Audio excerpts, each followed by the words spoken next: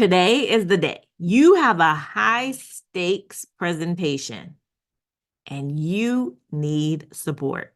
So today we're going to be tackling high stakes presentation. So whether it's pitching to the board or presenting at a major conference, listen, the strategies that we're going to be talking about today are going to help you deliver your message with confidence and with impact. I like to say powerfully, right? Just put that all in one little bucket and say you're going to be able to deliver your message powerfully. Now, we know that high stakes presentations can be career defining moments, and that could be positive or negative. And we want to make sure that when you're in these situations, that it is always going to be a positive outcome for you. So how do you ensure that you deliver a standout presentation that impresses and influences your audience? That's what we're going to be talking about today. And we're going to help you to shine when the pressure is on. Now, I'm Jamaican, and we have a saying, and some other people say this, right? Pressure busts pipes, meaning that when there's a lot of pressure, it's going to burst the pipe. But we're going to make sure that that doesn't happen to you. We're going to make sure that you are grace under pressure and that you really show up powerfully, no matter what this high stakes presentation is going to be. So today we're going to talk about, I'm going to give you about 6 tips, right, to really help you as you embark on, engaging in this high stakes presentation. So you may want to take out your pen and paper and so that you can write down some notes, and you can always go back and listen to this. So first, we always know preparation is key. You've got to prepare. This is not the time. These high stakes presentations, this is definitely not the time to be winging it. We don't want to do that. So we need to really prepare. So we have to understand, what is the importance of this? What is the importance of this presentation? What is it that we're trying to get across? And so from understanding who your audience is, who am I speaking to, and what are their expectations, all the way through mastering just your content and the way that you're going to deliver that content, all of this is part of the preparation, right? So who am I speaking to? How do I want to show up? What is the message that I want to deliver to them? What is it? Where are they? Where are they in their journey? And where is it that they're trying to go? So what is this whole presentation about? Presentations are always about taking people on a journey, right? I don't care if it's in your corporation or if you're out there on the stage somewhere. The presentation is always about a journey. And so preparing yourself to be able to take people on that journey in a way that allows them to feel that you're speaking to them, that you're addressing their concerns, that you're addressing their problems, that you are helping them to transform in some way, that you're shifting their perspective in some way. That is part of your preparation, understanding all of those things. What are people going to get out of this is part of the preparation, and preparation for these types of presentations, any presentation really, but since we're talking about high stakes presentations, preparation is key. You cannot skip that part. I don't care if you only have 5 minutes. If you only have 5 minutes, we got to figure it out. Okay, who's there? What do we need? What do I need to get across, and how am I going to do this? Right? There has to be some level of preparation. 2, you need to structure your presentation. And we want to structure our presentations for maximum impact. Again, understanding who your audience is will allow you to understand the impact, right, that they are looking for, and how it is that you can deliver that, right, in the way that is going to come across to them, that is going to land in the way that you need it to land. And so how you can do that, and one of the ways that we do this when we work with clients in terms of structuring their presentations, is really understanding the journey, right? So back to what I was just talking about. What is the journey, and how do I, as I'm going through and delivering this message, how do I take them on that journey? Well, there are things that you can do. You can use storytelling. So and let me talk about storytelling. oftentimes we think about storytelling and I'm going to tell my story. People don't care about your story, right? They care about how your story relates to their life, their current situation, and is going to allow them to get to their desired state. So when we're talking about storytelling, one of the things that I work with clients on is what we call our 3 R's. And when we're identifying stories that you leverage in a presentation or use in a presentation, we're looking at, are these stories relevant? Are they riveting? And are they relatable? If it doesn't have all three of those things, that's not the story. We have to go figure out what is the story. And when we're thinking about storytelling, we also have to think about what are the parts of the story that need to be told, because it's not every gory detail, right? It is not every detail that needs to be told in the story.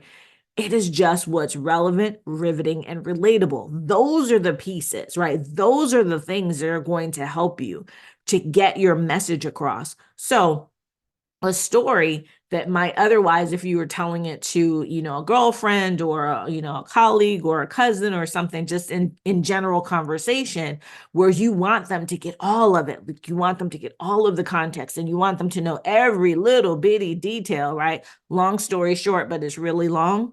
That one, yeah, that story, right? When you're telling maybe 15 minutes, maybe 20 minutes, right? Maybe 5 minutes. But in a presentation, when you are leveraging the power of your story, it may only be 2 minutes.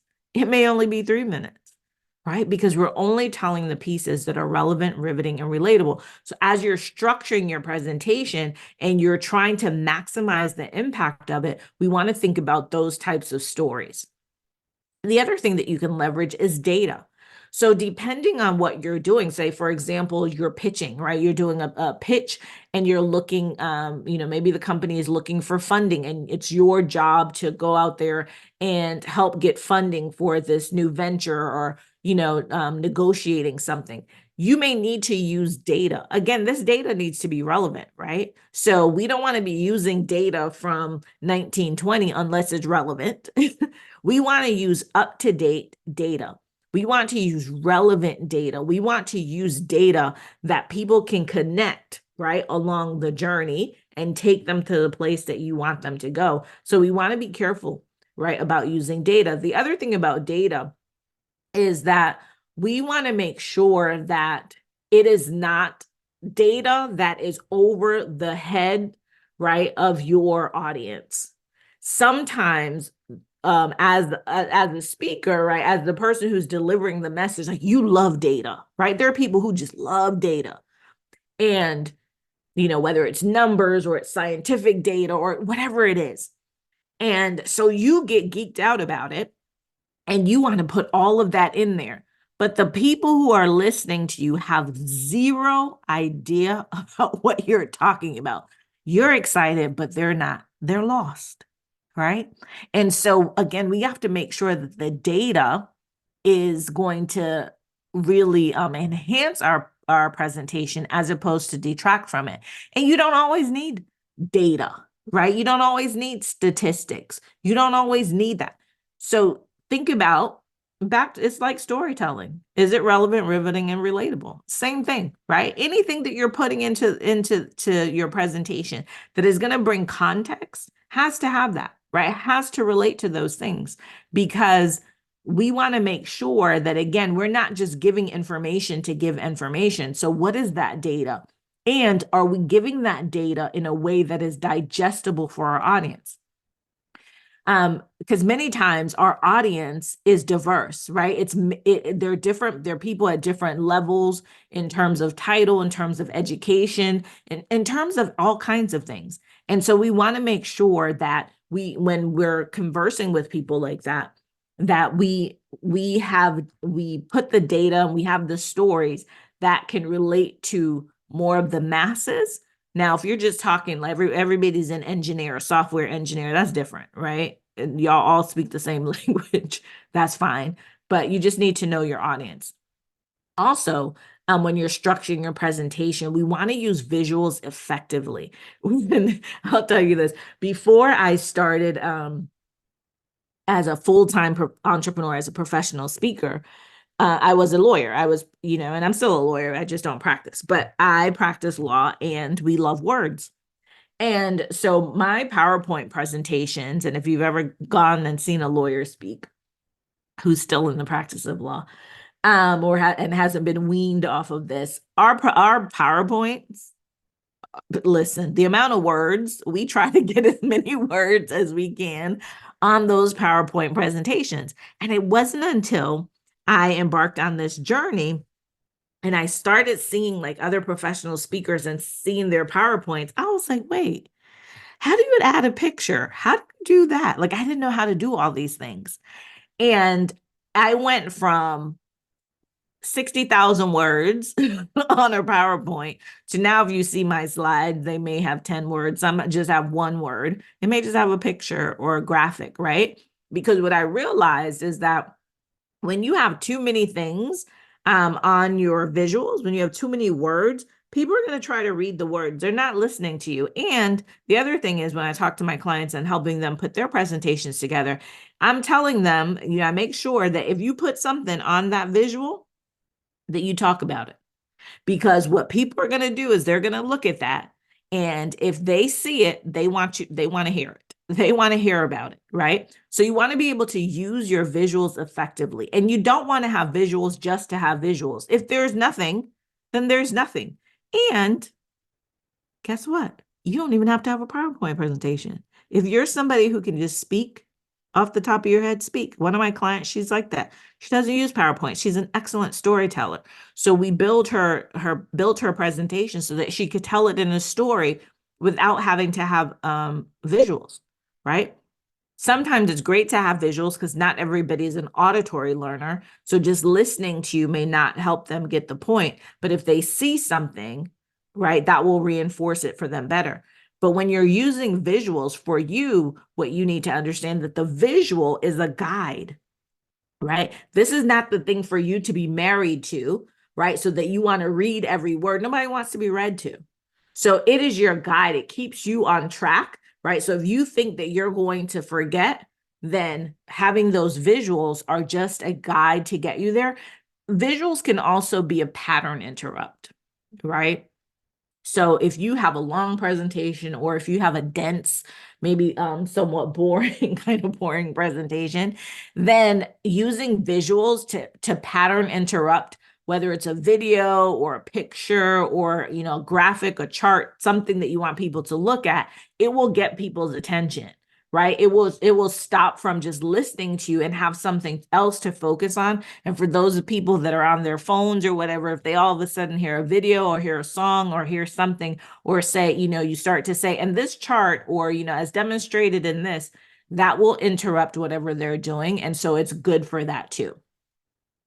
Now, what about your nerves, right? It's a high stakes presentation. There's something to lose, right? In doing this presentation. So what you want to do is, think about how you can manage any presentation anxiety that you have, and so that you can show up and present powerfully. In this series, there's a video where I talk about this in more detail around confidence, but let's just talk about a few things that you can do to handle nerves. One is be prepared.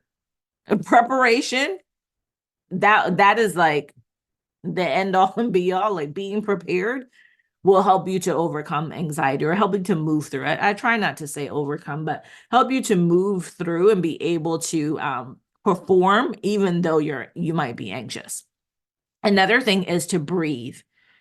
When you get on stage, when it's your turn, when they've introduced you, when they call your name, when they ask a question, breathe. Take a moment to breathe. Here's what this does for your brain too. If you just respond, that's the amygdala part of your brain, right? That's the part of your brain that's fight, flight, or freeze. And so it's just going to, like, the first thing that comes to mind is going to come out. As opposed to, if you take the moment to breathe, it takes you into your conscious brain, right? Your neocortex, that allows you to think consciously about what you're going to say. So if somebody introduces you, instead of just being like, oh, thank you, and just babbling right away, just take a breath, compose yourself, and then speak. If they introduce you and you're walking onto the stage, walk onto the stage, look around, breathe, and then speak. That will help you to handle your nerves in all of these situations. Okay.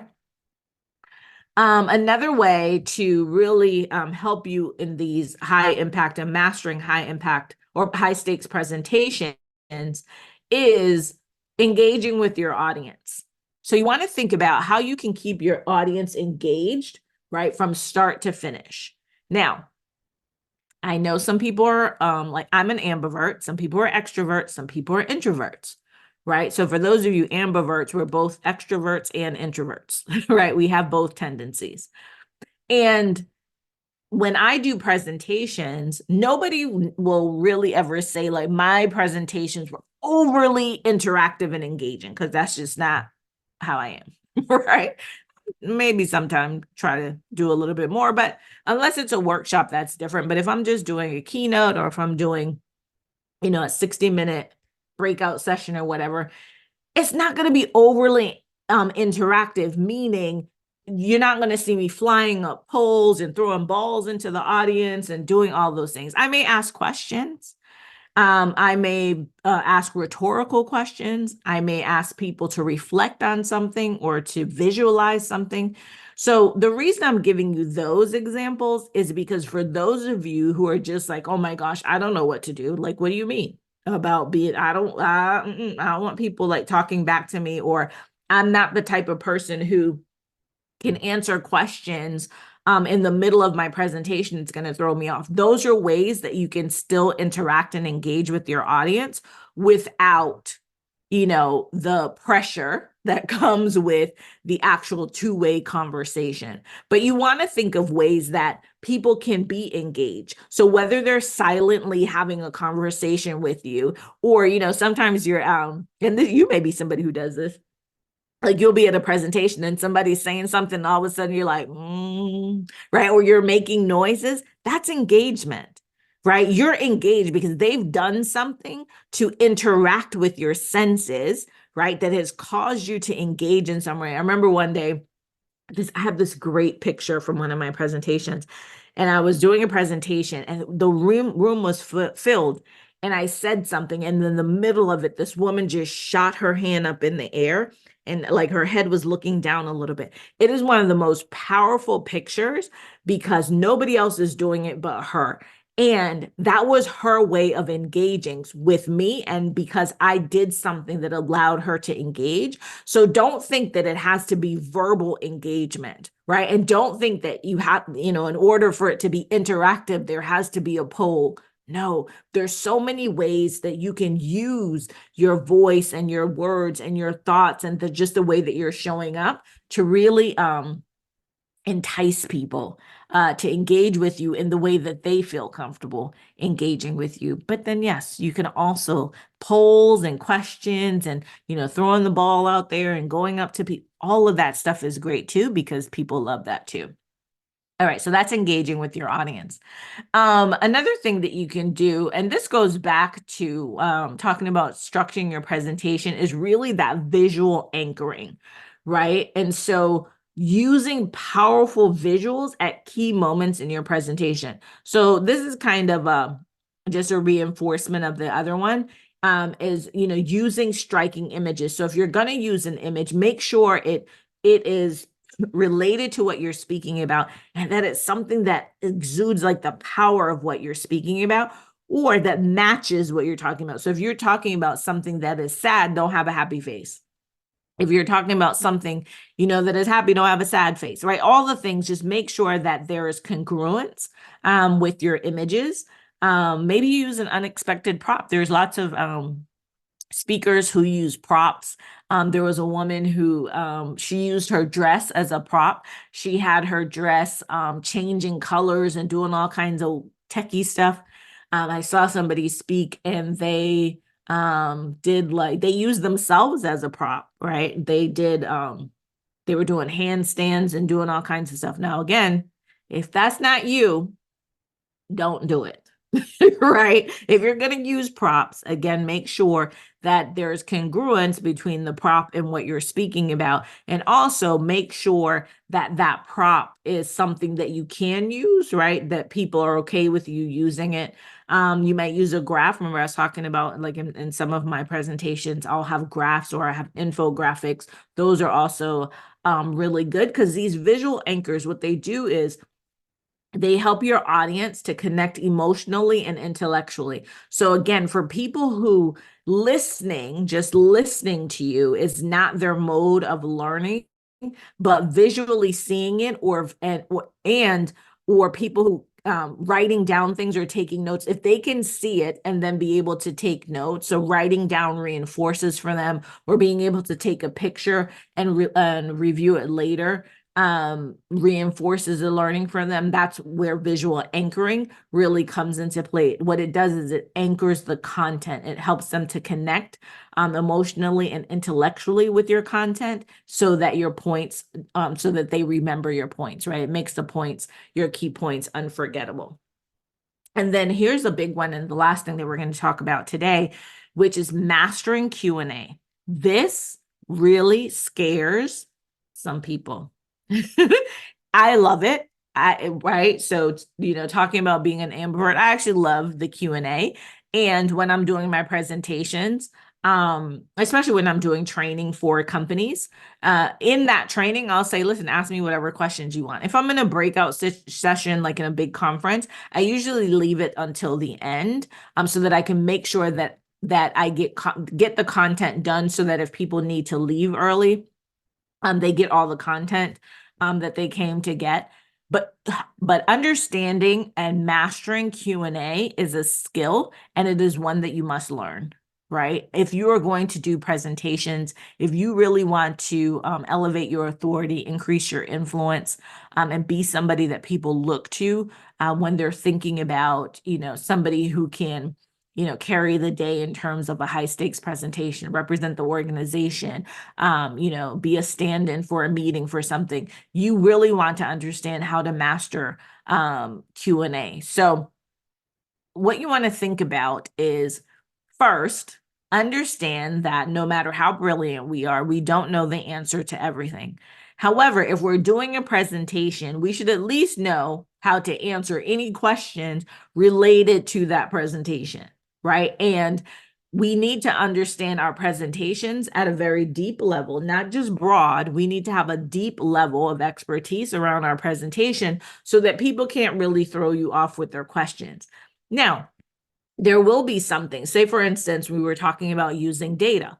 Say for instance, you use data and the data is from a different source. It's not data that you collected, right? You looked at a survey or you a report that was put out, right? Say McKinsey puts out lots of reports and lots of people use that data. Now, you may not know all of the underpinnings and the foundations and everything that went into them developing that data, but you should know that. You should know enough of that and be able to say, listen, this came from, a report from McKinsey as it relates to what we're talking about today. This is what I know in terms of, what they did or how they gathered it. That really isn't right. That really doesn't impact our presentation today. However, if you want to go back and find that, here's where you can find it. So you need to be able to send them somewhere, send them to a person or send them to a resource in terms of answering questions. If somebody asks you a question and you just really don't know the answer, just say you don't know the answer. People would rather you say you don't know the answer than you make something up, because here's what's going to happen. There might be somebody in the audience who really does know the answer.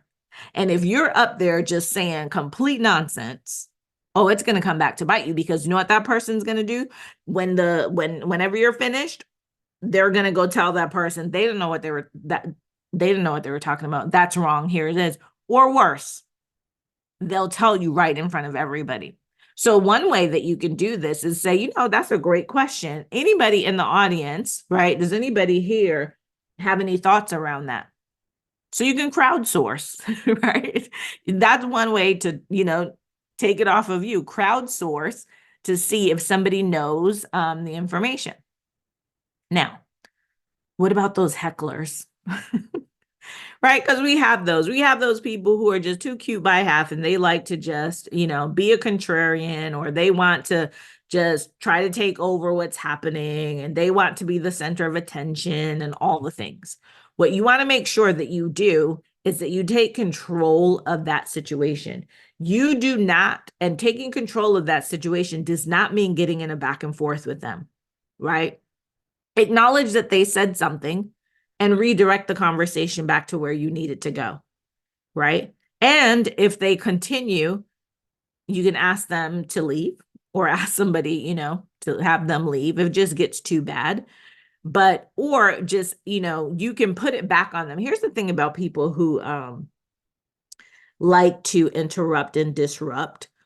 They don't like to have to be able to account for the behavior, right?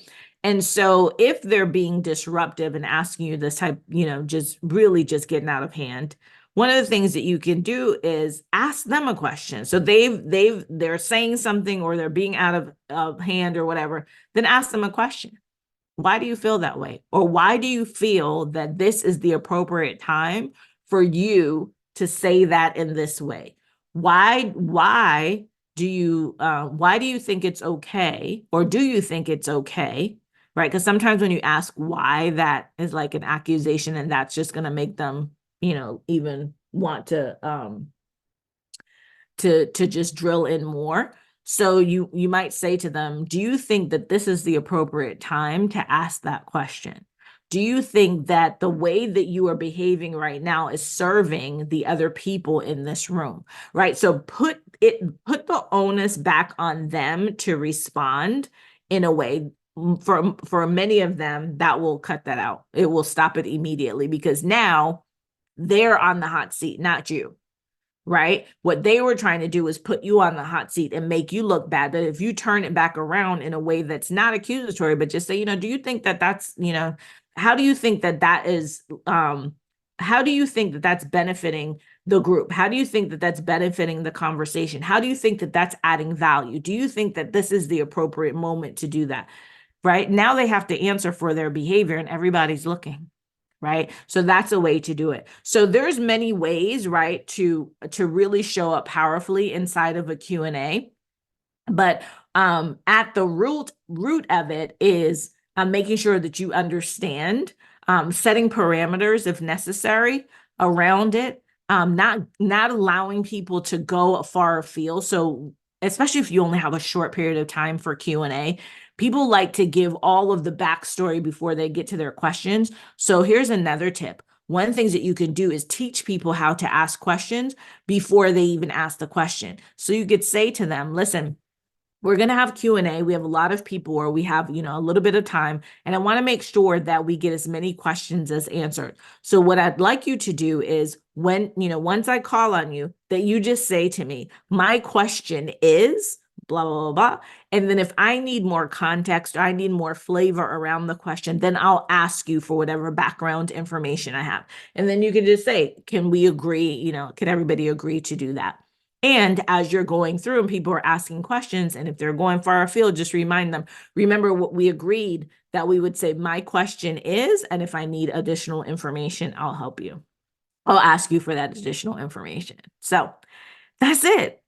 I know it says high stakes, and I know it makes us nervous, but listen, you got this. You've got this. You just need to prepare. You need to structure it. You need to work on those nerves. Think about how you're going to engage your audience. Use visuals to really anchor, and then just master, master, like kill this Q&A session, right? You will show up as the rock star that you are. So how can we practice this? Right? How can we practice this before we have this high stakes presentation? Well, here's something you could do. You can just prepare a mini presentation, any topic that you want, practice it in front of a mirror, record yourself. Practice, to me, like practicing in front of a mirror is great. But for me, what I like to do is I'll record myself. So I'll just turn on my Zoom and I'll sit here and I will record myself. And then I will go back and watch it. Here, you can watch it with the sound off so that you can watch what your body is doing, right? Watch what your facial expressions are doing without the interference of the sound. You can then turn off the video and just listen to it and just see how it's coming across. Are the things, are your sentences flowing? Is the information flowing? Are you really taking them on a journey, or are you here, there, and everywhere? So you can focus on the structure, you focus on the delivery, focus on like the imaginary Q&A session. Give yourself a Q&A session. So do the whole shebang, right? Just practice it. It doesn't have to be like the entire time. If your presentation is 60 minutes, you could just do this like 15 minutes and just really review your performance from the perspective of the audience. Don't do it to be hard on yourself. Do it from how would the audience have received this? And then look at what areas you can improve and then just work on that. That's it, right? So remember, mastering a high stakes presentation isn't just about speaking well. It's about the impression that you're going to leave. It's about driving results. It's about the impact that you want to create. So just practice the techniques we've discussed and you'll be ready to deliver your presentations that are not only impressive, that are not only impactful, but are truly powerful. So that's it for today. And until next time, take care.